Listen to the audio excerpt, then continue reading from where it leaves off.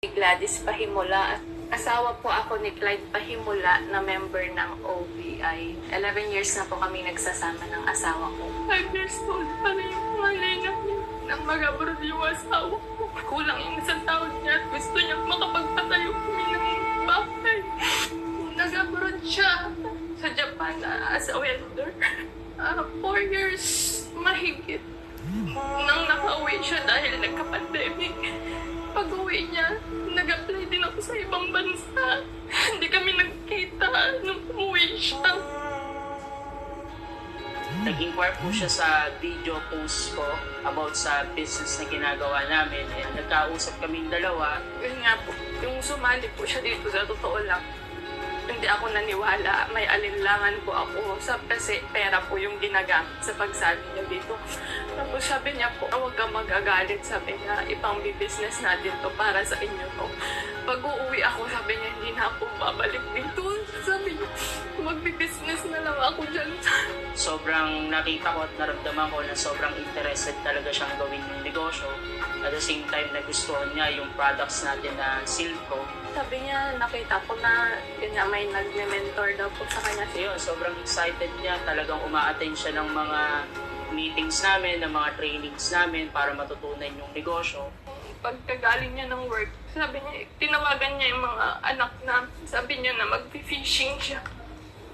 Noong 9 o'clock na ng gabi, sabi nung panganay namin, Mama, tatawagan ko si Papa. Mag-good night na kami. Nagre-ring yung cellphone niya pero hindi niya na nasagot. Nakatanggap ako ng tawag. Huwag daw ako mabibigla. Patay na daw yung asawa ko dahil nalunod lang. Sabi ko, ang galing niya lumangoy ka. Paano siya malulunod? Mga anak namin, alilito pa. Siya lang yung nagsusupport sa amin dahil umuwi na rin po ako. Pag-aaral niya. Paano? Wala nang ibang tutulong sa akin. Balak ko po sana ulit mag-abroad. Paalam ako sa mga anak. Sabi nung panganay ko, Mama, baka maulit, sabi niya po. Nireport ko po kay sir na sabi ko na na-aksidente po yung asawa ko. Tapos sabi niya, yun po na may makukuha nga daw po siya pero hindi ko po alam na may insurance. Salamat asawa ko. Salamat mahal kong Clyde. Kahit nasa Japan ka at nagtatrabaho, inisip mo pa din ang protection mo at protection ng pamilya mo.